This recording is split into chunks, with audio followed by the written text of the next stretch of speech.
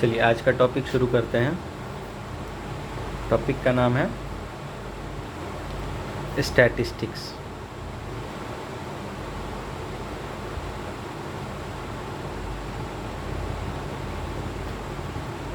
क्या नाम है? स्टैटिस्टिक्स।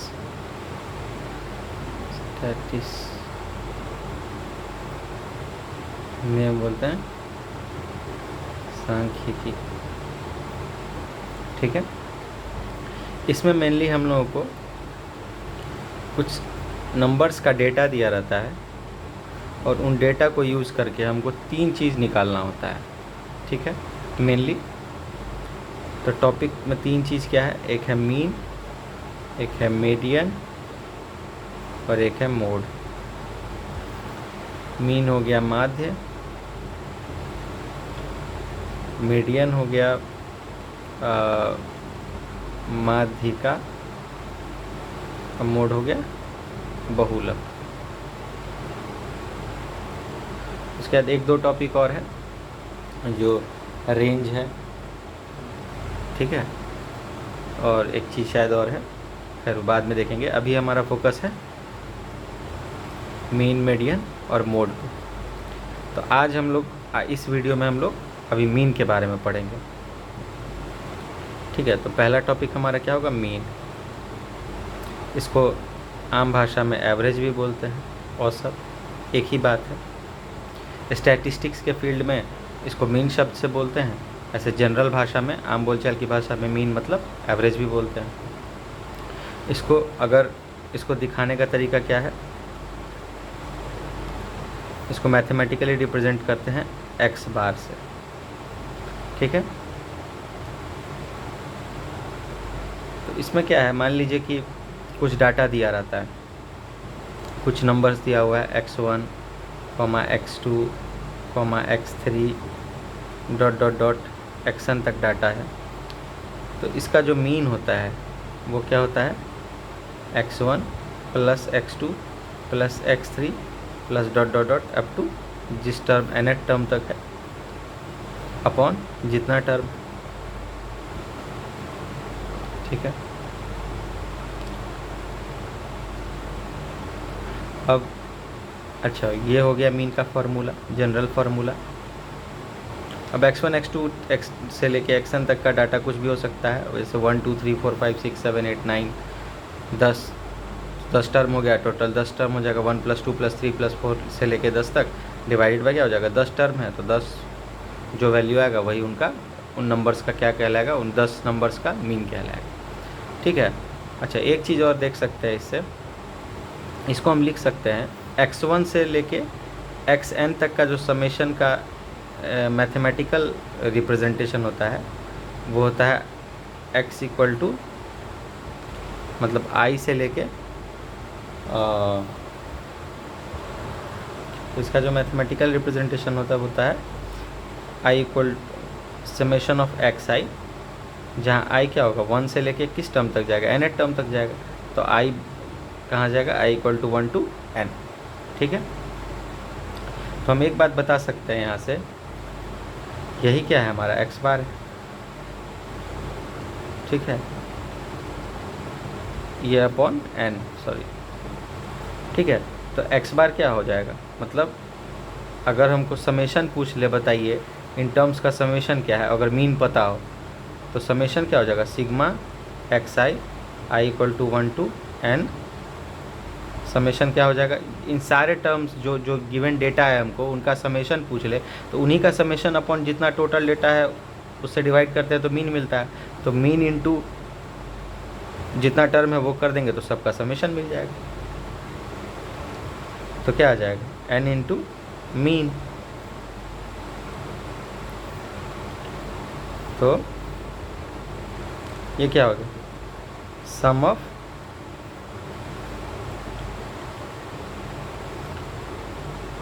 डेटा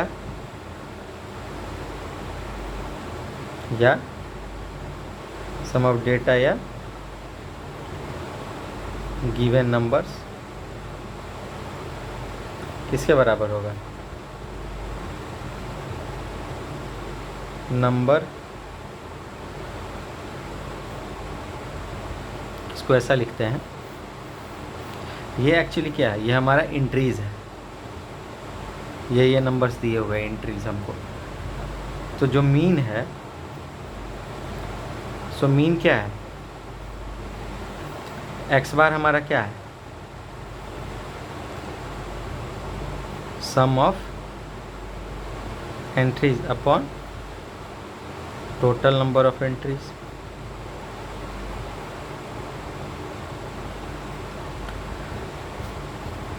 यही मीन है। तो अगर हमसे कोई सम ऑफ एंट्रीज पूछ ले, बताइए सम ऑफ एंट्रीज क्या होगा, यही यहाँ निकाले है ना, सम ऑफ एंट्रीज क्या निकला है, number of entries into mean.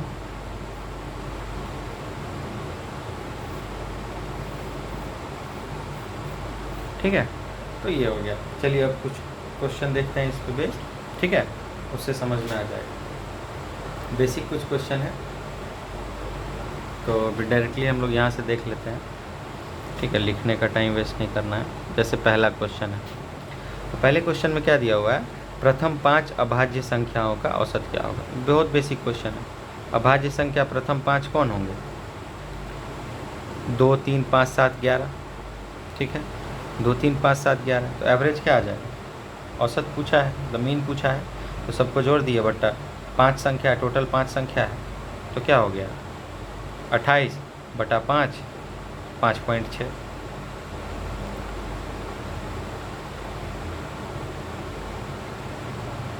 अब प्रथम 6 अभाज्य संख्याओं का पूछा है, वो भी ऐसा ही निकल जाएगा। अब आइए थर्ड क्वेश्चन में, इसमें क्या कर रहा है, वितरण, कोई डिस्ट्रीब्यूशन दिया हुआ है नंबर्स का, ठीक है, उसमें बोल रहा है कितना नंबर है, 1 2 3 4 5 6, तो 6 का माध्य दिया हुआ है 72, तो के का मान ज्ञात कीजिए, ठीक है। तो sum of entries upon total number of entries बराबर क्या हो जाएगा, मीन। तो सम ऑफ एंट्रीज में हमको सब पता है, के नहीं पता है, तो 70 प्लस के बाई 6 बराबर मीन का वैल्यू दिया हुआ है 12, यहाँ से के निकल जाएगा। ऐसे भी अगर 6 डाटा है और मीन 12 है, तो सम ऑफ टर्म्स कितना होगा, 12 छक 72, 72 में ऑलरेडी 5 वो टर्म का सम पता है हमको 70, तो छठा टर्म क्या आएगा, के आए, कितना आ जाएगा छठा वाला टर्म, 2 आ जाएगा, ठीक है ना। मतलब एंट्रीज का जो सम है वो कितना है, मीन इनटू जितना टोटल नंबर है। तो टोटल नंबर था इस क्वेश्चन में 6, मीन दिया हुआ था 12, तो समेशन में टोटल इधर राइट हैंड साइड में क्या बन गया, समेशन किसके बराबर होगा, 72 के। अब 72 में 6 टर्म में 5 टर्म का समेशन 70 दिया हुआ था, निकल रहा था, तो बचा जो के वाला टर्म, उसका वैल्यू क्या आ गया, 2 आ गया, ठीक है, वही किया हुआ है। अच्छा, अब एक कॉन्सेप्ट क्या पढ़ना है,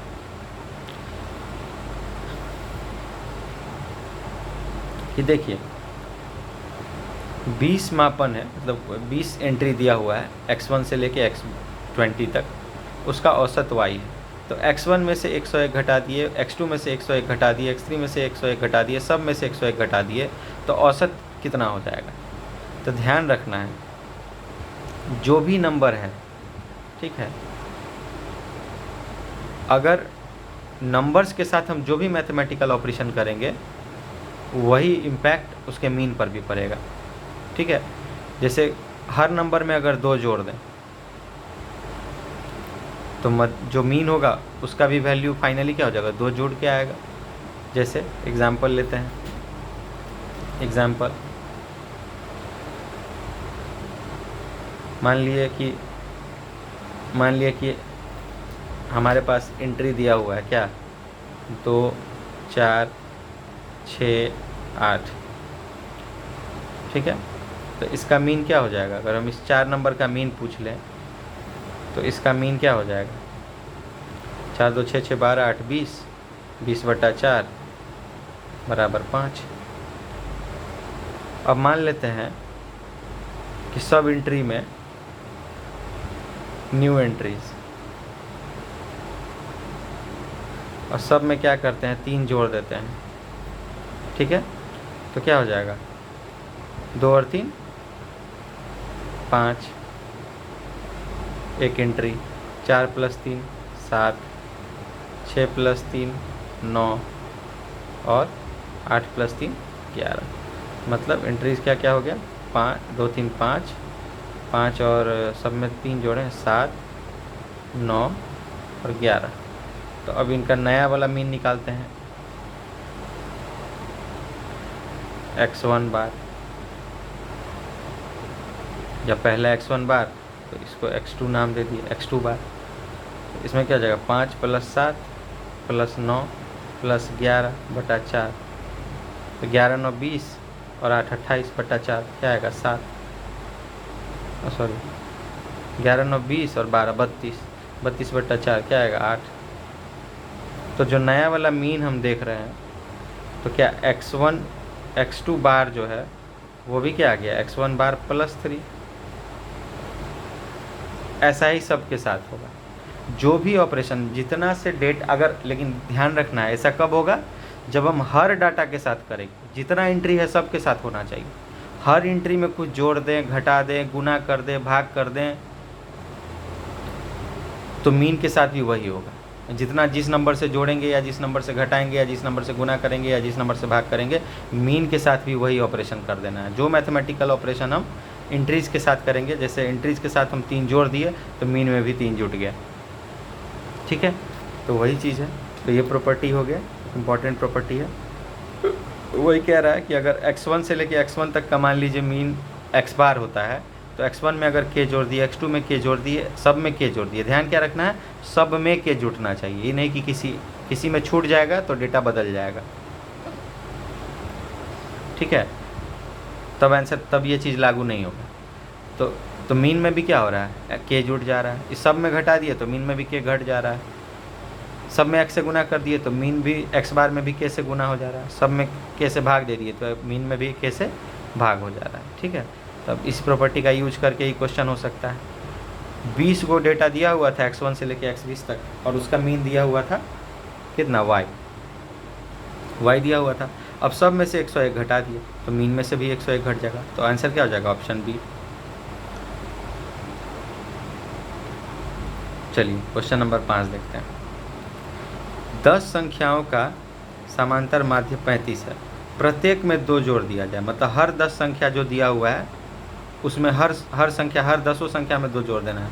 तो संख्याओं की नई श्रेणी का माध्य क्या होगा, तो मीन क्या हो जाएगा, सब में 2 जोड़े हैं तो मीन में भी 2 जुड़ जाएगा। तो आंसर क्या हो जाएगा, डी, ठीक है। ऐसे ही इसमें सब उसी प्रॉपर्टी पे है। x1 से लेके xn तक कुछ डेटा दिया हुआ है, उसका मीन दिया हुआ है 1, ठीक है। उसका मीन क्या दिया हुआ है, 1। तो उसमें बोल रहा है कि अगर x1 को k से भाग दे दिए, x2 को k से, हर एंट्री जो दिया हुआ था उसको k से भाग दे दिए, तो मीन पर क्या असर पड़ेगा, तो मीन भी 1/k हो जाएगा, ठीक है। तो ऑप्शन ए हो जाएगा। ऐसे ही अच्छा 7वां क्वेश्चन देखिए। 100 प्रेक्षणों का, मतलब 100 डेटा दिया हुआ है, 100 एंट्रीज है, उसका माध्य 24 है। तो 100 डेटा का वैल्यू कोई भी 100 है, उसका मीन 24 है, ठीक है। कोई भी 100 एंट्री है। अब उस सभी एंट्रीज़ में बोल रहे हैं हम 6 जोड़ दिए, और उसके बाद सब एंट्री को 2.5 से गुना भी कर दिए। तो सब को पहले 6 जोड़ दिए, तो 24 से एंट्री बदल के क्या हो जाएगा, 30। मीन के साथ भी वही ऑपरेशन करेंगे। तो जो ऑपरेशन एंट्रीज के साथ होगा वही ऑपरेशन मीन के साथ हो जाएगा। तो पहले मीन एंट्रीज में क्या जोड़ रहे हैं, 6 जोड़ रहे हैं, और फिर उन एंट्रीज़ को 2.5 से गुना कर दे रहे हैं। तो मीन को भी 6 से पहले 6 जोड़ देंगे और फिर 2.5 से गुना कर देंगे, तो मीन बदल के क्या हो जाएगा, 24 36 2.5 75,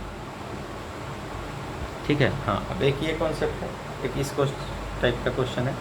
इसमें क्या दिया हुआ है कि एक परीक्षा में 40 छात्रों द्वारा प्राप्त किए गए अंकों का माध्य 72.5 है। मतलब अलग अलग बच्चा, सब स्टूडेंट सब नंबर लाया, 40 गो डेटा होगा। उस 40 डाटा का जब हम मीन निकाले तो एवरेज आया कितना, 72.5। बाद में पता चला कि गलती से एक छात्र का अंक 84 की जगह 48 लिख दिए थे। तो सही माध्य ज्ञात कीजिए। तो हुआ क्या, मतलब कोई एक बच्चा का जो डेटा था वो गलती से 84 को हम 48 लिख लिए, मतलब कम लिख लिए। कम लिख लिए तो कितना कम लिख लिए, तो 36 कम लिख लिए। तो जो नया मतलब एक्यूरेट सही वाला बात पूछा है, तो जो जब कम लिख लिए थे मतलब सही वाला अगर माध्य देखेंगे तो वैल्यू बड़ा होगा 72.5 से। कितना बड़ा होगा, तो 36 बढ़ रहा है, लेकिन कितना विद्यार्थी में 36 बढ़ेगा। अगर 40 बच्चा था, अगर हम 40 नंबर कम लिख लिए होते तो क्या होता, टोटल समेशन में 40 जुटता बट्टा 40 बच्चा, तो समेशन टोटल मीन कितना से बढ़ जाता है, 1 से। यहाँ 36 नंबर घटा हुआ है तो बट 40 को विद्यार्थी है, तो सब तो क्या हो जाएगा 40 36 का 36 नंबर जो है सो 40 में डिस्ट्रीब्यूट होगा। मीन लेना है ना, मीन के डाटा में नया मीन पूछा है, ध्यान रखिए। ऐसे नहीं समझ में आ रहा तो बहुत सिंपल है, ये मीन वैल्यू है, तो मीन में कुछ मीन कम रह गया वैल्यू गलत लिखने से। कितना कम लिख लिए थे 36, तो 36 तो वैल्यू हुआ कि हाँ टोटल नंबर जितना भी सबका रहा होगा, पता है समेशन कितना रहा होगा टोटल नंबर का इस क्वेश्चन में, मतलब टोटल नंबर कितना विद्यार्थी सब लाया होगा। पहले वाला डाटा अगर हम 84 की जगह 48 लिखे हुए थे, तो सब विद्यार्थी का लाया हुआ सम कितना होगा बताया जा सकता है इसमें, बताइए। बच्चा कितना है 40, अच्छा, और एवरेज कितना दे रहा है, एक्स बार कितना दे रहा है 72.5। तो हम पूछें sum of marks obtained by all 40 students, तो कितना होगा पता है हमको। ये एक्स बार जो आया होगा सो x1 जितना मार्क्स लाया, x2 जितना मार्क्स लाया, प्लस x 40 का जितना से 40 नंबर विद्यार्थी जितना मार्क्स लाया अपॉन 40, तो 40 गुने एक्स बार करेंगे तो मिल जाएगा ना इंट्रीज का सम, तो 40 इंटू 72.5। ये जो वैल्यू आएगा कि टोटल जो होगा अगर कर ले तो कितना हो जाएगा 725 चौके, तो 725 7 25 चौका 100, 7 चौका 28, 2900, मतलब 72 बच्चा 40 नंबर लाया है, तो 2900 आएगा टोटल समेशन। अभी बोल रहा है कि 2900 नंबर में अगर हम बोलते कि गलती से 40 नंबर कम जोड़ लिए थे, तो 2940 कर देते, मतलब ये जो टोटल नंबर जोड़े हैं इसमें कोई किसी बच्चा का नंबर आया होगा 40 मान लेते हैं, मतलब 80, गलती से हम लिख लिए 40, तो 40 नंबर इस टोटल में कम जोड़ा गया, तो टोटल में 40 कम जोड़ा गया, तो 40 बच्चा में डिस्ट्रीब्यूट होके उसका मीन कितना आएगा। टोटल ओवरऑल में 40 नंबर कम जोड़ लिए तो मीन कितना से बढ़ जाएगा, 40 जुट जाएगा, तो जब 40 नंबर जुट जाएगा तो मीन भी कितना से बढ़ जाएगा 1 से। तो बस वही चीज़ इसमें, ठीक है। वैसे भी यहाँ पे देखिए मीन का बात हो रहा है, ये डाटा क्या एवरेज, तो 36 नंबर कम लिख लिए, तो 36 नंबर को एवरेज करेंगे इस 40 स्टूडेंट पे, तो एवरेज कितना आएगा 0.9, मतलब मीन कितना से बढ़ जाएगा इतना से, तो 73.4 हो जाएगा। 40 नंबर कम जोड़ लिए होते तो मीन एवरेज कितना से बढ़ जाता, 1 पॉइंट से बढ़ जाता, 72.5 से 73.5 हो जाता। जैसे एग्ज़ाम में क्वेश्चन, ठीक है, एक चीज़ क्या ध्यान रखना है, कभी भी जैसे कोई चीज़ का एवरेज निकालते हैं थोड़ा कैलकुलेशन ईजी हो जाता है। अगर मान लीजिए कोई बच्चा 65 plus 67 plus 68 plus 72 plus 74 board marks में 5 सब्जेक्ट में इस तरह से नंबर लाया है और बोले इसका मीन निकालिए, तो इतना बटा 5 होगा, ठीक है, इतना बटा 5 होगा। हम इसको क्या कर सकते हैं, हम इसको ऐसे कर सकते हैं, अगर मीन निकालना हो तो हम मान लेंगे कि मीन हम मान लिए 67, तो हमारे मान लेने से तो 67 नहीं होगा, तो 67 से कितना ज़्यादा या कम है वो देखना होगा। माने ये वही चीज़ है जो अभी हम लोग कर लिए थे कि गलत सही कोई हम अपने हिसाब से सबको 67 मान लिए। हम 67 अगर वैल्यू लिख रहे हैं मतलब सबका वैल्यू हम 67 ही ले रहे हैं, लेकिन एक्चुअल में ऐसा तो है नहीं। यहाँ 67 से 2 कम है, यहाँ 1 ज़्यादा है, यहाँ 5 ज़्यादा है, यहाँ 7 ज़्यादा है, तो मीन वैल्यू में अप्रॉक्सीमेट कर लिए, एक्चुअल में इतना है नहीं। तो इसको मतलब ऐसे कैलकुलेशन आसान होता है, सब नंबर को जोड़ने का ज़रूरत नहीं है। तो हम क्या कर सकते हैं, इसमें टोटल 5 एंट्री है, तो पहला वाला में तो 67 जोड़ ही लिए हैं, तो ये तो उतना ही हो गया। तो दोनों का डिफरेंस मतलब कोई अंतर नहीं है, तो 0। 65 में क्या है, -2, अंडर एस्टिमेट कर लिए। फिर इसमें क्या कर लिए, +3 नहीं +1, 68 के बदले। फिर 72 में क्या हो जाएगा, +5, और प्लस इसमें क्या हो जाएगा 7। ऐसे क्या होगा, जोड़ना आसान हो जाएगा और सॉल्व हो जाएगा। तो -2 +1, तो 7 5 12 1 13, -2 गया तो 11, तो 67 + 11/5 मतलब 69.2 एवरेज होगा। ऐसे क्या होगा, कैलकुलेशन करना भी थोड़ा आसान हो जाता है। कुछ इसी तरह का चीज़ यहाँ किया गया है, अभी जिस क्वेश्चन में है ना, वो कुछ उसी तरह का चीज़ किया गया है। कुछ एरर हो गया था, जैसे हम लोग यहाँ अपने मन से मान लिए थे, तो ये एक्यूरेट तो नहीं है, हम लोग मान लिए 67, लेकिन अब उसमें कुछ एरर है, उस एरर को सुधार लिए, उस एरर का वैल्यू का एवरेज लेके जोड़ दिए, तो एक्चुअल डेटा मिल गया। ये मान लिए हम लोग का अप्रॉक्सीमेटेड डाटा था, लेकिन ये अप्रॉक्सीमेशन करते वक्त हम लोग कितना नंबर कम जोड़ लिए थे, 11 नंबर कम जोड़ लिए थे। तो 11 नंबर कम जोड़ लिए थे, तो उसका क्या हो गया, उसका एवरेज ले लिए, इस एवरेज में जोड़ दिए, इसमें जुट गया। अगर ज़्यादा ले लिए होते तो वैल्यू निगेटिव आता, उतना से में एवरेज घट जाता। ठीक है, तो इस तरह से वही चीज़, कुछ बिल्कुल इसी टाइप का चीज़। ठीक है, चलिए अब अगले क्वेश्चन पे चलते हैं। इसमें बोल रहा है 20 निरीक्षणों का अंक गणितीय मान 15.5 है। बाद में पाया गया कि एक निरीक्षण गलती से 24 की बजाय 42 पढ़ लिया गया था, तो सही माध्य का पता लगाएं। अब इसमें क्या हो रहा है, एक्चुअल में ठीक है 20 को था, 20 एंट्री है, 20 एंट्री में 19 एंट्री सही है। एक एंट्री में फिर हम लोग गलती क्या कर लिए हैं कि 24 को 42 पढ़ लिए, मतलब ज़्यादा मान लिए। कितना ज़्यादा मान लिए, 18। ठीक है, तो अब क्या हो गया, ज़्यादा मान लिए तो अब घटाना पड़ेगा, जो नया मीन आएगा उससे छोटा आएगा। तो 15.5 माइनस कितना कम आएगा, तब फिर 18 बढ़ाए थे, लेकिन ओवरऑल 20 अंक का जो आंकड़ा है उसमें 19 को तो सही लिखे थे, एक ही गलती लिख लिए थे। लेकिन अब चूँकि मीन में मीन को घटाना बढ़ाना है, क्योंकि नया मीन पूछा है, तो ये 18 तो नंबर हो गया कि समेशन वाला ऊपर वाले टर्म में 18 गलत जोड़ लिए हुए हैं। तो कितना नंबर पे 18 गलत जोड़ लिए, एरर कितना, 18 का एरर है कितना संख्या पे, 20 एंट्रीज पे। तो मीन उसका ले लेंगे, और जितना एरर है मीन के एरर में से उस एरर का मीन निकाल रहे हैं। एक्चुअली ये जो वैल्यू है ये है क्या, जैसे यहाँ निकाले थे, ये जो एरर है, एरर हमारा पॉजिटिव भी हो सकता है, निगेटिव भी हो सकता है। मतलब अगर ज़्यादा मान लिए हैं तो निगेटिव, तो मतलब एरर क्या हो गया हमारा, घटाना पड़ेगा, और मतलब निगेटिव में आएगा एरर। और अगर कम मान लिए, ठीक है, तो बढ़ाना पड़ेगा।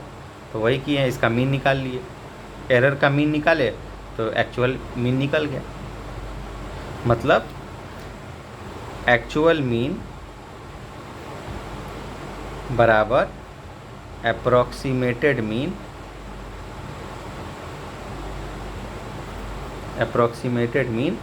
माइनस एरर का मीन, प्लस माइनस एरर का मीन, जो भी जिस तरह का एरर हो। ओवर लिख लिए होंगे तो घटाना पड़ेगा सही लाने के लिए। ठीक है, और अंडर एस्टिमेट कर लिए होंगे, कम लिख दिए होंगे गलती से, तो बढ़ाना पड़ेगा वैल्यू को। तो ये कब यूज करेंगे, जब हम ज़्यादा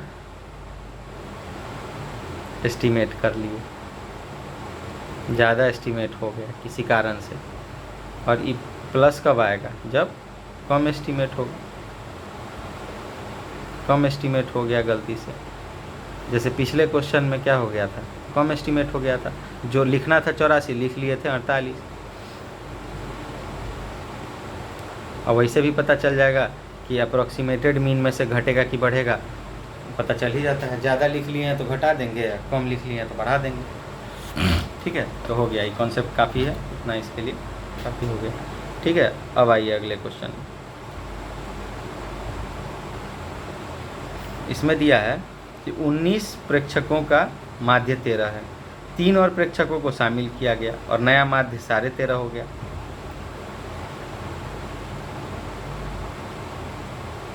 ठीक है, तो 3 नए प्रेक्षकों का माध्य क्या है? मतलब क्वेश्चन नंबर ही कितना है? क्वेश्चन नंबर है 10। देखिए क्वेश्चन नंबर 10, इसमें बोल रहा है 19 एंट्रीज जो है उसका मीन क्या है? 13। अब बोल रहा है इसमें 3 नया एंट्री जोड़ दिए, तो x बार जो नया वाला x1 बार पहले वाला था, अब x2 बार जो दूसरा वाला मीन हो जा रहा है वो 13.5 हो जा रहा है। तो बताइए इस 3 एंट्री का मीन कितना होगा? ठीक है, तो ठीक है, 19 x1 से लेके x19 तक का वैल्यू हम बता सकते हैं कितना? 13 गुने 19, ठीक है, तो ये आता है 247। अब जो ले रहे हैं तो x1 से लेके कितना x22 तक लेंगे, क्योंकि 3 नया एंट्री जोड़ दिए, उसका मीन कितना हुआ दिया? 13.5। तो इसमें क्या करेंगे? 13.5 गुने 22, तो कितना आ जा रहा है? 297। इसका मतलब कि दोनों को जब आपस में घटाएंगे, ये हो गया 2, ये हो गया 1, मतलब 22 डाटा का मीन जो है वो इतना आ रहा है। 22 डाटा का समेशन कितना आ रहा है? मीन नहीं, सो मीन तो 13.5 है, तो 22 डाटा का समेशन मतलब 2200 डाटा का जो एंट्री का समेशन है वो कितना आ रहा है? 297। 19 डाटा का समेशन इतना आ रहा है, तो इसका मतलब 3 डाटा जो नया वाला जोड़ा गया है, मतलब x20 plus x21 plus x22, उसका समेशन कितना है? 50। तीनों जो नया वाला डाटा जोड़ा गया है x20 प्लस x21, तो जो नया वाला 3 डाटा है, पहले वाला 1900 टर्म का समेशन इतना था, अब उसमें 3 नया टर्म जोड़ दिए तो मीन इतना हुआ, मतलब समेशन इतना हो गया, तो समेशन 50 से बढ़ गया और 3 गो डाटा जोड़े हैं, तो उन 3 डाटा का आपस में मीन क्या हो जाएगा? 50/3, तो कितना हो जाएगा? 16 जो भी 66। ठीक है, हो गया, यही यहाँ किया हुआ है। 19 डाटा का समेशन कितना हो गया? 19 गुना 13। 22 डाटा का समेशन कितना हो गया? तो नया वाला जो 3 डाटा जोड़े उसके कारण समेशन कितना बढ़ गया? 50। तो उसी नया वाला तीनों डाटा का समेशन मतलब मीन पूछा था, तो 50 से बढ़ गया, 3 गो डाटा है, तो उसका मीन क्या आ गया? उस नया वाला 3 डाटा का 16.66। ठीक है, क्लियर है?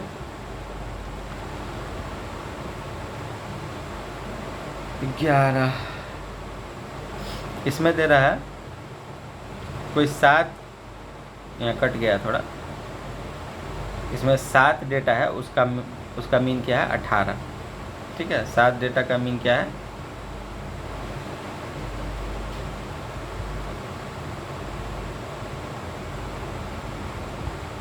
7 डाटा है, उसका मीन क्या है? 18। एक और नया डाटा उसमें शामिल किए तो नया माध्य 18.5 हो जाता है। तो पूछ रहा है कि बताइए नया वाला जो डेटा है वो क्या है? ना भाई, तो 7 का मीन 18 है, तो 7 का समेशन कितना हो गया? 126। 8वां डाटा जोड़ दिए तो उसका मीन से गुना कर दिए तो क्या आ गया? 8 डाटा का समेशन। तो x1 से x7 तक को जोड़ते थे तो 126 था, x1 से x8 तक को जोड़ रहे हैं तो 148 हो गया। तो x8 वाला टर्म कितना हो गया? इसी दोनों का डिफरेंस। नहीं समझ आया? देखिए,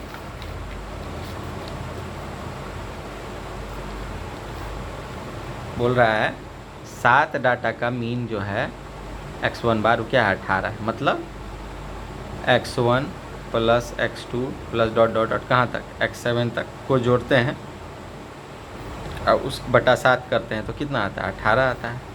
तो समेशन क्या आएगा एंट्रीज़ का? तो x सिग्मा x i 1 से लेके 7 तक जोड़ेंगे तो क्या आएगा? ये चीज़ 18 7 126। अब बोल रहा है यही जब 7 की जगह 8 टर्म कर देते हैं, एक नया टर्म जोड़ देते हैं, प्लस क्या x8 वाला टर्म जोड़ देते हैं, तो 8वां टर्म जोड़ देते हैं, 8th टर्म ऐड करते ही इसका वैल्यू कितना बढ़ जाता है, मीन का 18.5 हो जाता है x2 बार। तो बताइए x8 का वैल्यू क्या है, यही पूछा है क्वेश्चन में।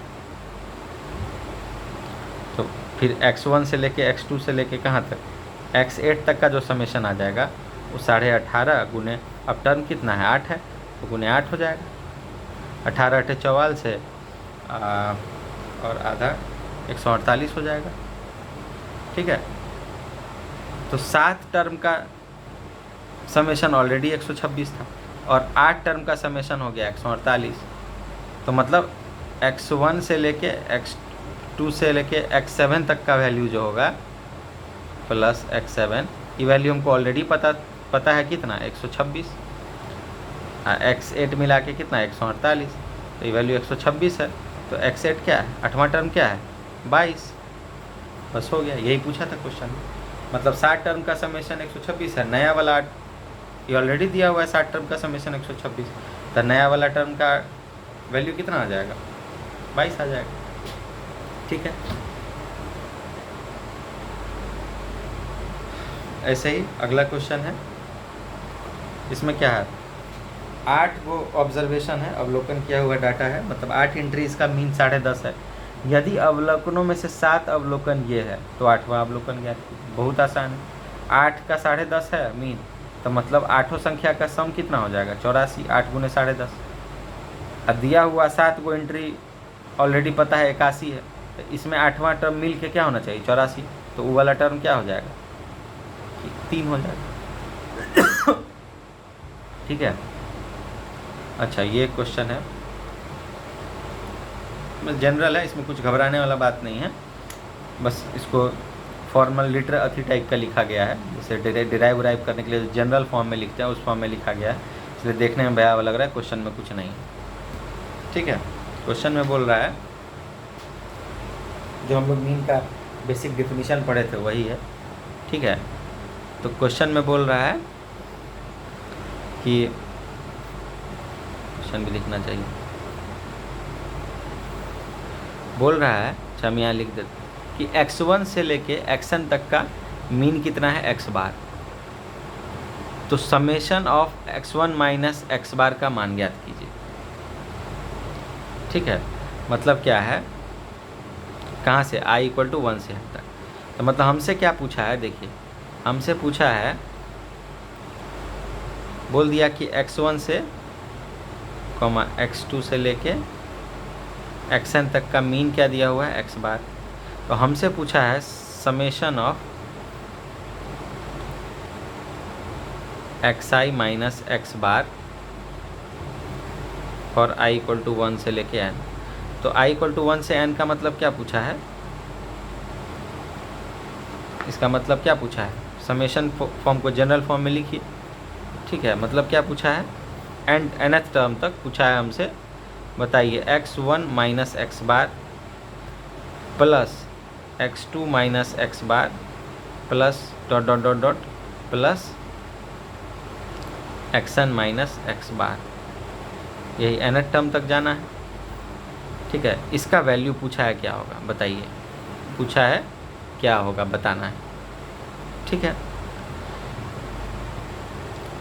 ठीक, तो हम लोग लिख सकते हैं, बताइए x1 प्लस, इसको अगर तोड़ दें इसी को अगर लिखें ऐसे जनरल में, तो समेशन में ऐसे खोल सकते हैं ब्रैकेट में, यहाँ भी खोल सकते थे लेकिन कोई बात नहीं, यहाँ से जनरल टर्म में लिख दिए तो आपको आसानी से समझ में आ जाएगा। तो इसको हम लिख सकते हैं, सब x1 x2 वाला टर्म को एक जगह कर लेते हैं, तो x1 plus x2 plus dot dot dot कहाँ तक होगा xn, ये ले लिए, उसमें माइनस कर देंगे x बार। ठीक है, फिर आएगा x बार,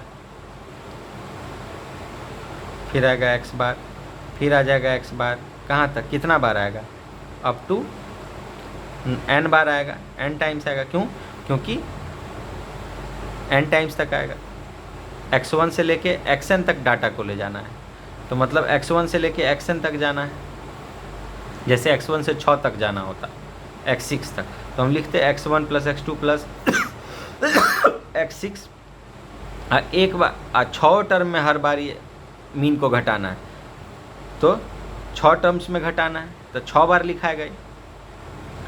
तो ये तो इसका मतलब क्या हुआ, 6 अगर 6 टर्म होता तो लिखते हैं ना, एक बार x बार, 2 बार x बार, 3 बार x बार, 6 बार x बार, तो 6x बार। तो n बार अगर x बार लिखे हैं तो मतलब क्या हो जाएगा, nx बार। अच्छा, और ये जो चीज़ है समेशन जो है एंट्रीज़ का, तो इसका मीन दिया हुआ है x बार। तो आपको पता है x1 plus x2 plus dot dot dot xn क्या होता है, मीन इंटू n, जितना टर्म्स है। तो इसको हम लिखेंगे क्या, n इंटू एक्स बार, यहाँ भी n इंटू एक्स बार। तो दोनों घट के क्या आ जाएगा, फाइनली आंसर दोनों घट जाएगा, तो वैल्यू क्या हो जाएगा, 0 आंसर।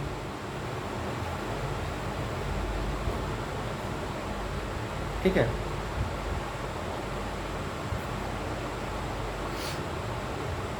जैसे अरे इसको जनरल एग्जांपल के लिए मान लेते कि n 6 था, मतलब 6 टर्म था। तो 6 टर्म में क्या होता, x1 माइनस एक्स बार प्लस x2 माइनस एक्स बार प्लस ऐसे करके कहाँ तक जाता है, x6 माइनस एक्स बार। तो बताइए x1 प्लस x2 प्लस कहाँ तक जाता है, ये x6 तक, 6 टर्म, और माइनस कॉमन हो जाएगा सब में, और x bar plus x bar plus x bar plus x bar plus x bar plus x बार, 6 बार लिखा था। तो 6 बार x को जोड़ेंगे तो मतलब 6 टाइम्स ऑफ x बार। अच्छा, और इसका अगर 6 टर्म का मीन लेना है तो ये क्या होता है, x बार क्या होगा बताइए, x1 plus x2 plus x3 plus x4 plus x5 plus x6 upon 6।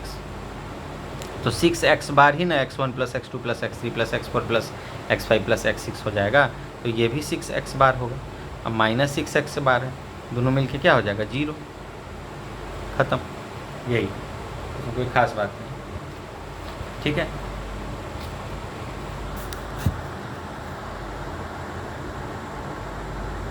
वही यहाँ दिखाया, अगर ए जोड़ सबको जोड़ना या सबको घटाना, कोई भी चीज़ संख्या को 3 बार जोड़ें, 4 बार जोड़ें, 5 बार जोड़ें। जैसे यहाँ x बार को निगेटिव में जोड़ रहे थे, क्या बार, 1 बार, 2 बार, 3 बार, 4 बार, 5 बार, 6 बार, तो 6 टाइम्स ऑफ x बार लिख रहे थे। वही अगर कोई भी चीज़ को अगर n बार जोड़ेंगे तो प्रोडक्ट क्या हो जाएगा, n टाइम्स ऑफ दैट। वही चीज़ यहाँ थोड़ा समझाया होगा। ठीक है,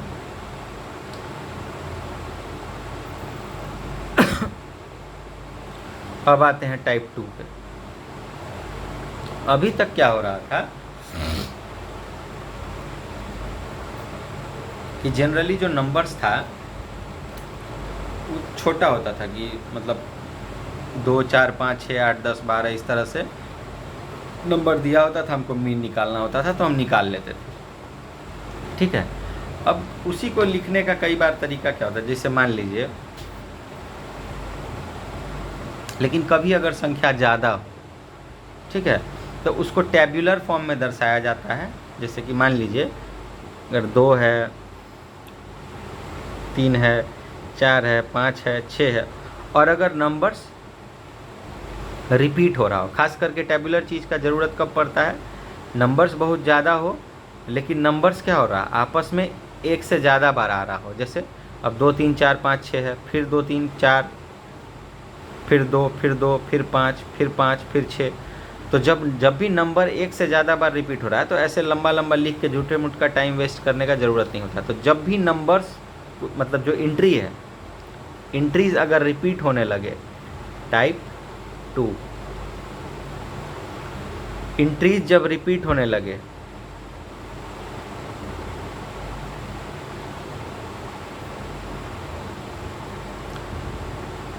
तो हम टैबुलर फॉर्म यूज़ करते हैं, ताकि इतना लिखने का झंझट ना हो।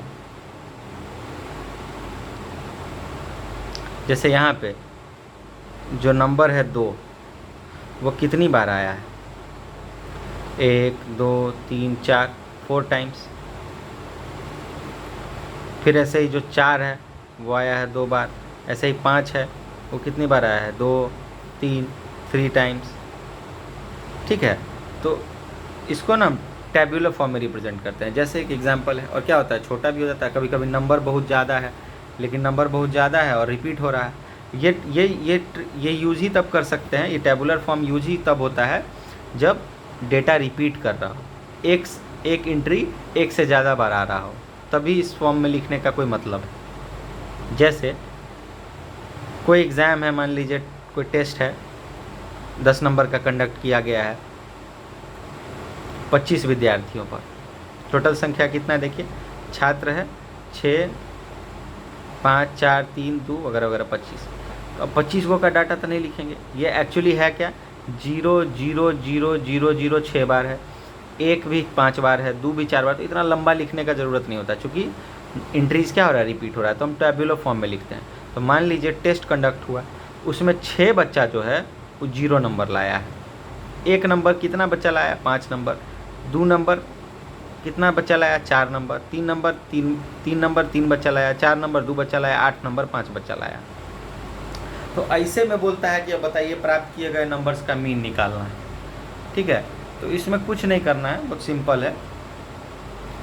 अब लिखा रहता है क्या फ्रीक्वेंसी, नंबर ऑफ स्टूडेंट्स क्या है, फ्रीक्वेंसी। फ्रीक्वेंसी मतलब कितना बार, फ्रीक्वेंसी मतलब होता है क्या, कितना बार। तो मतलब 0 नंबर जो है वो कितना बार आया है, 6 बार आया है, मतलब 6 बच्चा 0 नंबर लाया है। 1 नंबर 5 बार आ रहा है, छात्रों की संख्या क्या है, 5 बार। तो मतलब जब हम लोग उसको लिखेंगे डाटा में, तो 1 1 1 1 5 बार लिखना होगा, क्योंकि 5 बच्चा वैसा नंबर लाया है। तो अब इसको ऐसे ना लिख के कि 0 0 0 0 0 0 6 बार, फिर 5 बार 1 1 1 1, और तब सबको जोड़ के बटा मीन करने से अच्छा होता है कि अभी जो हम n टाइम्स वाला कॉन्सेप्ट यूज़ कर रहे थे वो यहाँ कॉन्सेप्ट यूज़ हो जाएगा। तो क्या हुआ कि तो 0 बच्चा 6 बार लाया, एक नंबर 5 बार आया, 5 बच्चा लाया है तो 5 बार लिखा जाएगा। अब उसका मीन पूछा है, तो अब इतना लिखता कौन रहेगा, बटा में मीन कौन करता रहेगा। तो तरीका क्या है, सिंपल, हम लोग एक टेबल बना लेते हैं। 0 बच्चा जो लाया है, अगर एक नंबर 5 बच्चा लाया है, तो टोटल नंबर जोड़ने में जब इसको जाएंगे तो क्या आ जाएगा, 1 × 5 कर सकते हैं।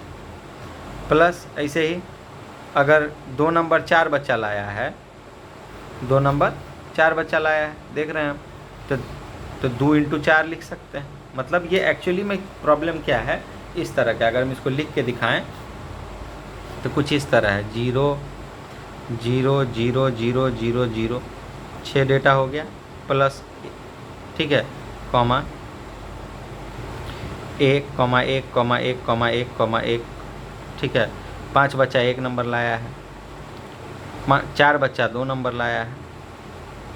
ये रैंडम भी हो सकता था, इसको अरेंज कर दिया, जैसे मतलब कोई 0 लाया, फिर 1 लाया, कोई 2 लाया, कोई 0 लाया, 1 लाया, 2 लाया, ऐसे करके तो सबको एक जगह लिख दिए हैं ताकि, ठीक है।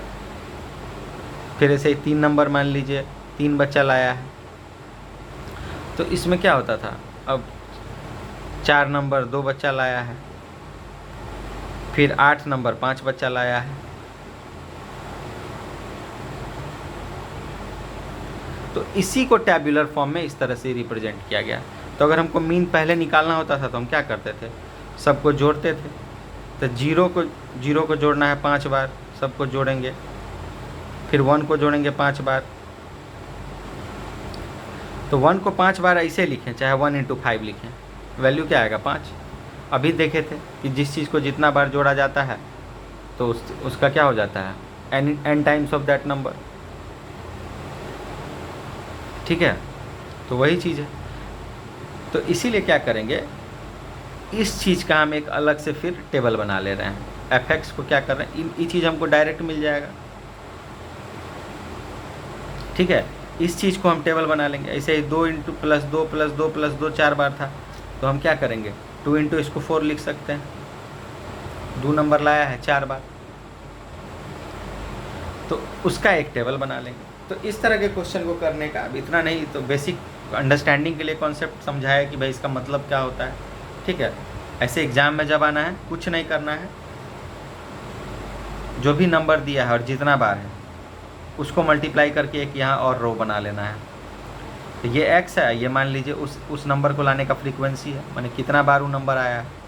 तो fx का एक टेबल बना लेंगे, तो 0 × 6, 1 × 5, 2 × 4 इतना फला, और टोटल ये इतना टोटल, तो ये क्या हो गया 0, 5, 8, 9, इसको बोलेंगे सिग्मा ऑफ fx, मतलब fx के पहलू को जोड़ लिए तो कितना 0 + 5 + 8 + 9 + 8 + 40 70 आएगा। फिर ऐसे ही और बट्टा में टोटल नंबर ऑफ स्टूडेंट्स कितना है, अरे 6 बच्चा लाया 0 नंबर, 5 बच्चा लाया 1 नंबर, तो सब बच्चा का संख्या का सम कितना है। तो यही जो फ्रीक्वेंसी दिया रहता है, 0 नंबर 6 बार दिखा है मतलब 6 बच्चा लाया है, तो टोटल बच्चा का संख्या क्या है 6 + 5 ++, तो एक बार सिग्मा एफ ले लेना है नीचे में, ऊपर में सिग्मा fx ले लेना है। तो ध्यान रटा रहता है ये चीज़, इसका मतलब क्या है वो समझाने के लिए थोड़ा हम समझा दिए इतना। ऐसे फार्मूला लोग रट के भी एग्ज़ाम में बना लेता है, कोई बड़ा बात नहीं है, लेकिन अंडरस्टैंडिंग के लिए क्या है, इसमें आगे थोड़ा अच्छा क्वेश्चन सब में कई बार अंडरस्टैंडिंग का ज़रूरत पड़ेगा। फ्रीक्वेंसी का मतलब समझ में आना चाहिए, तो बहुत ज़रूरी है। फ्रीक्वेंसी का मतलब क्या हो गया कि कोई भी चीज़ कितना बार आया है, मतलब 0 नंबर जो है, जैसे यहाँ पे 0 नंबर 6 बार आया है, और 6 बार आया है तो मतलब कोई 6 विद्यार्थी लाया होगा, तो छात्रों की संख्या 6 है, मतलब 6 विद्यार्थी 0 बार नंबर लाया है, 6 विद्यार्थी को 0 नंबर आया है। तो ये sigma fx upon sigma f करेंगे तो इससे मीन निकल जाएगा। यही चीज़ है, देखिए मीन निकलेगा 70/25। अभी देखते हैं 3 जो है सो 3 बार आया था, ठीक है, और 8 जो है 4 जो है सो कितना बार आया था 2 बार, 4 + 4 और प्लस 8 जो है सो 5 बार आया था। अब ई तो क्या हो जाएगा, ये देखिए 5, अब 5 और 8 क्या हो जाएगा 13, इसका क्या आएगा 3 + 3 + 3 9 आ जाएगा, ये 8 आ जाएगा, ये 40 आ जाएगा। तो वही तो किए हैं, इसी सबको तो जोड़े हैं। अब बट्टा में टोटल x बार मीन निकालने के लिए क्या करेंगे, टोटल एंट्रीज़ का जितना सम है, टोटल एंट्रीज़ का जितना सम है अपन क्या करेंगे, टोटल नंबर कितना है, कितना एंट्री है 25 गो एंट्री है, तो इससे आ जाएगा 70 जो भी आया है 70/25, ठीक है। तो उसी चीज़ को टैबुलर फॉर्म में, तो अब इतना तो राम कहानी लिखते नहीं रहना है, तो उसको करने का जो तरीका क्या है, ऐसा क्वेश्चन में जब भी डेटा रिपीट हो रहा, मतलब फ्रीक्वेंसी दिखा या नंबर ऑफ़ स्टूडेंट्स दिखा, मतलब वो चीज़ 1 से ज़्यादा बार आया, 0 6 बार आ गया, 1 5 बार आ गया, सीधा कुछ नहीं करना है इसमें, इससे मतलब नहीं है। मतलब इसमें क्या करना है, टोटल स्टूडेंट क्या होगा, जितना बार रिपीट हुआ है सब नंबर को, मतलब 0 नंबर 6 बार आया है, इस नंबर 5 बार आया, सबको जोड़ के लिख दिए, यहाँ 25 आ गया। ऊपर में, और ऊपर में जो समेशन लेना है वो किसका लेना है, इसका x और fx का मल्टीप्लाई करके जो डेटा आएगा वो ऊपर में चला जाएगा, सॉल्व हो जाएगा, ठीक है।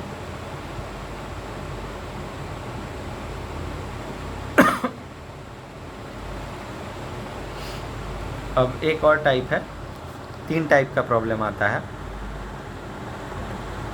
तीसरा टाइप में क्या हो जाता है कि देखिए जो डाटा है ना, जो अभी तक हम लोग पढ़ रहे थे, क्वेश्चन देखते हैं डायरेक्ट समझ में आ जाएगा। अभी जो टाइप हम लोग देखे हैं उसमें था क्या कि कोई एक पर्टिकुलर नंबर कुछ बार आ रहा था, जैसे 0 कोई एक नंबर था, कोई भी एंट्री जो था, सो एक पर्टिकुलर एंट्री जो था वो 1 से ज़्यादा बार आ रहा था। क्या हो रहा था, एंट्री जब रिपीट हो रहा था, ठीक है, यहाँ पे क्या हो रहा था, एंट्री रिपीट हो रहा था। अब क्या होगा, कई बार एंट्री इस तरह का होता है, जो एंट्री एक स्पेसिफिक डेटा, एक पर्टिकुलर डेटा नहीं होता, एक रेंज दिया रहता है डेटा का। जैसे इस क्वेश्चन में दिया है कि मान लीजिए किसी मार्केट में दुकान है, बहुत सारा दुकान है, उसमें 12 दुकान ऐसा है जिसका जो प्रतिशत है, लाभ का प्रतिशत, वो 0 से 10% के बीच है, समझ रहे हैं।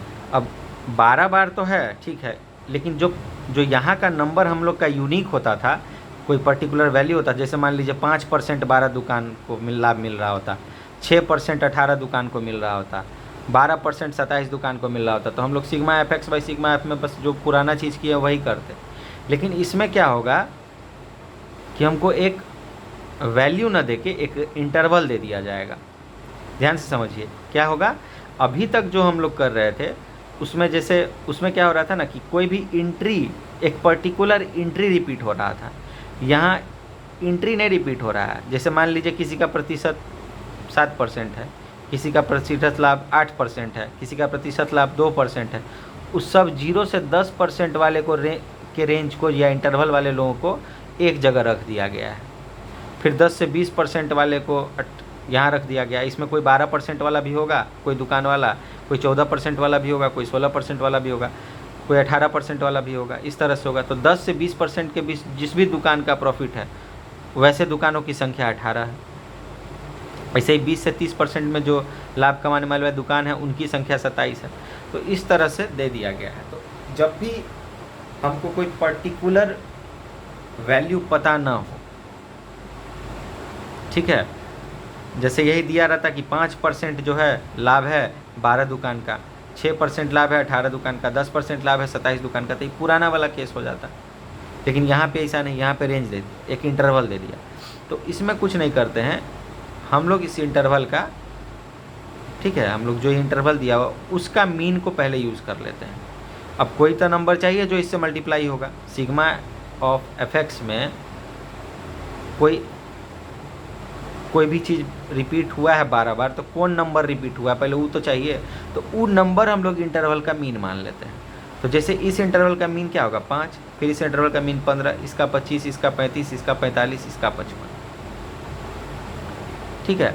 और उस 5 को, तो हमको जो संख्या चाहिए था कि हाँ 5% है भाई कि 6% है कि कोई एक संख्या तो हो कि इस संख्या फलाना एंट्री इतना बार रिपीट 12 बार आया है। तो फलाना एंट्री मानने का तरीका क्या है, जो रेंज दिया होता है उसका आधा, उसका मीन वैल्यू ले लेते हैं, ठीक है। तो टोटल क्या हो जाएगा 60। मतलब मोटा मोटी क्या है, अब इसमें किसी का 11 रहा होगा, मतलब किसी का 2% रहा होगा, किसी का 5% रहा होगा, किसी, तो हम लोग लम सम एक एवरेज एस्टिमेटेड डाटा ले लेते हैं और उसके समेशन को यूज़ कर लेते हैं। तो 0 से 10 का एवरेज क्या होगा 5, इसका 15 वगैरह वगैरह ऐसे करके।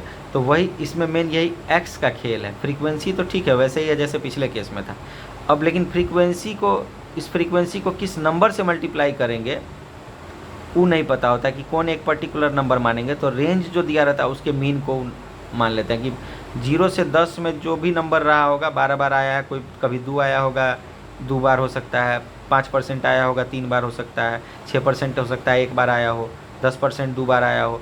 तो वैसे तो बड़ा मुश्किल है। तो हम लोग क्या जुगाड़ लगाते हैं, इसका मीन ले लेते हैं और मान लेते हैं कि 5% 12 बार, हर दुकान को 5% लाभ हुआ होगा 12 दुकान को। तो इस तरह से इसका 60 हो जाएगा, इसका इतना हो जाएगा, इसका इतना हो जाएगा। अब फिर वही पुराना चीज़ यूज़ कर लेंगे सिग्मा एफ एक्स।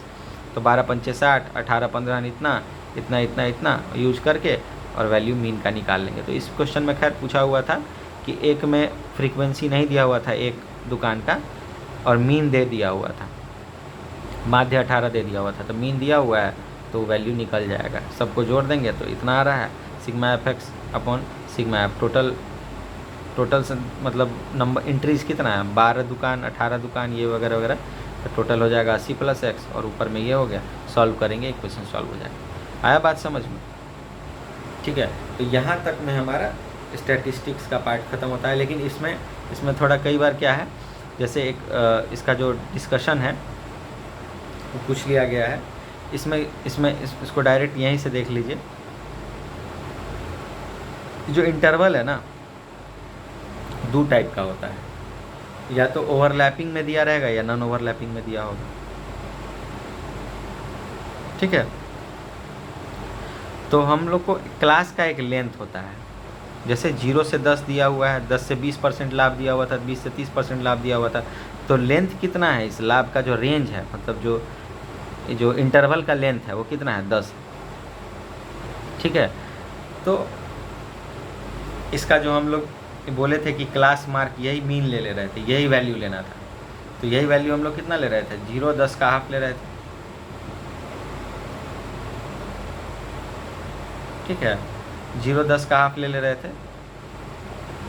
तो उससे क्लास मार्क हर इंटरवल का एक क्लास मार्क ले ले रहे थे। वही क्लास मार्क क्या मीन होता था उस इंटरवल का, यही हम लोग का एक्स हो जाता था। ठीक है, कभी कभी क्या होता है ना क्वेश्चन में, जैसे कि इंटरवल पूछ ले कि ये दे दिया हुआ हो टेबल में, जैसे ये दे दिया हुआ हो टेबल में क्वेश्चन में, कभी कभी क्या हो सकता है क्वेश्चन में कि जैसे क्वेश्चन ले लेते हैं, हाँ इसमें कभी कभी क्या हो सकता है कि ये दे दिया हो, क्लास मार्क दे दिया हो, मतलब मीन वाला डेटा दे दिया हो और इंटरवल पूछ ले। तो इस तरह से अगर 5 दिया हो तो अब पता कैसे चलेगा कि भाई 5 किसका मीन है, इंटरवल क्या रहा होगा। तो ये जो मीन का भी ये जो मीन का डेटा है, इसमें भी जो सब डाटा का डिफरेंस कितना होगा, लेंथ इंटरवल के बराबर है 10 10 10 10। अरे भाई जब इसका मीन 5 होगा, इसका मीन 15 होगा, तो इसके बीच का गैप भी उतना ही होगा 10, जो इसके इंटरवल का लेंथ होगा। तो हमको 5 दिख जाएगा और इंटरवल का लेंथ 10 दिख जाएगा, तो बता देंगे 0 से 10। ठीक है, ये कभी कभार पूछता है। ठीक है, अब जैसे अपर लिमिट पूछ ले तो भाई मीन जो 5 लिए हैं उसमें इंटरवल का जो मीन 5 है, अपर लिमिट पूछ बता रहा हो और ये दिया हुआ हो, अपर लिमिट पूछ ले और एच पता हो, एच क्या है, length of interval, upper limit minus lower limit, 10 minus 0 10। ठीक है, तो ऐसे कभी आता नहीं है इस टाइप का क्वेश्चन हमेशा जो बताया उस तरह का ही आता है। लेकिन कभी अगर ऐसा पूछ ले बता दीजिए, इस तरह का चीज़ कभी पूछ ले, ऐसे देख से ही पता चल जाता है 5 है और हर गैप कितना है, 10 है, तो गैप 10 है, मतलब जितना एच होगा, ठीक है, वही यहाँ आएगा।